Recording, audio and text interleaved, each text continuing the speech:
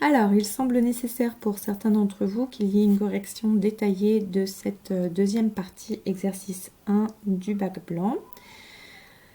Donc, voyons les documents dans un premier temps. Le document 1 nous donne des informations sur la structure d'une plante qui s'appelle l'arabette et de l'humidité que chacune de ces feuilles vont recevoir. On vous parle donc de feuilles au stade 1 qui se situent au cœur de la rosette et qui subissent une humidité supérieure à l'air ambiant, alors que plus la feuille va être en périphérie, comme au stade 3, plus l'humidité qu'elle recevra correspondra à celle de l'air ambiant. Dans le document 2, on mesure la transpiration de chacune de ces feuilles à chacun de ces stades en fonction de l'humidité de l'air. Lorsqu'on a une humidité de l'air qui est normale ou alors lorsqu'on a une humidité de l'air qui est diminuée grâce à un souffle. Et également, on va regarder cette transpiration en fonction d'un ajout ou non d'acide abscisique appelé ABA. Dans le graphique ici, on voit que pour chacun des stades, on a une information concernant un air ambiant normal ou un air ambiant asséché. Et également pour chacune de ces conditions, si on a un ajout ou non d'acide abscisique, quelle va être la transpiration. Donc là, sans ajout d'ABA, et ici avec un ajout d'acide abscisique. On peut comparer pour une humidité relative, une humidité de l'air qui sera normale. Ici, même chose, sans et avec ABA. Humidité de l'air affaiblie pour ma plante en stade 1. On voit également que plus ma plante vieillit, plus elle va sortir en périphérie et plus elle sera grande. Et ainsi, on voit l'évolution en fonction de l'âge de la feuille. Prenons les questions.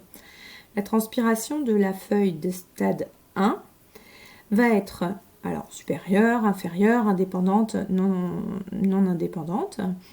La transpiration, en tous les cas, c'est le document 2 qui va nous donner cette information-là. C'est donc celui-là qu'il va falloir regarder.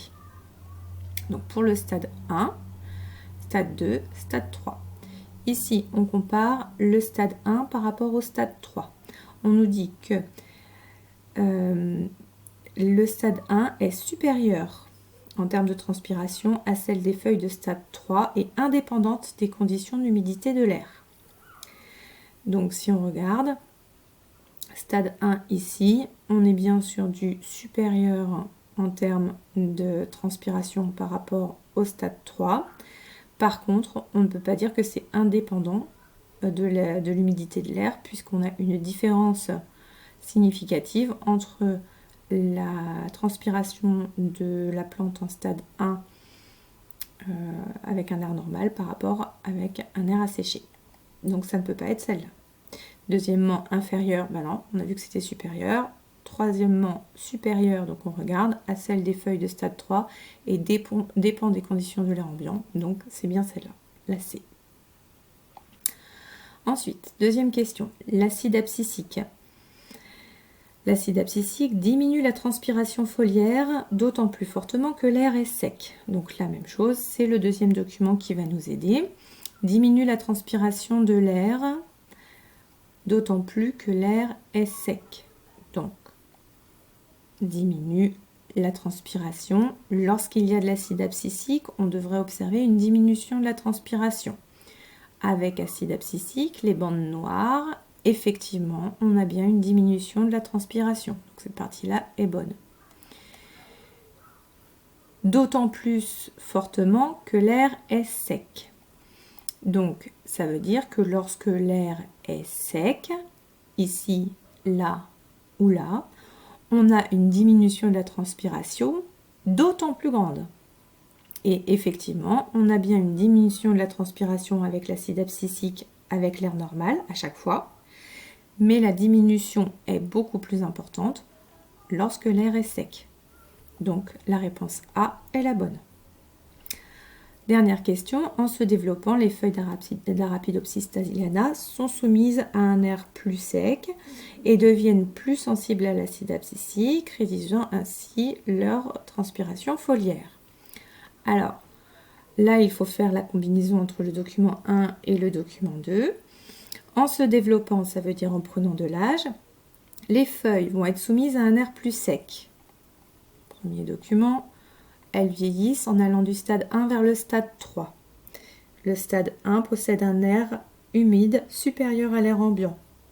L'air extérieur sera donc obligatoirement plus sec. Donc la première partie est bonne.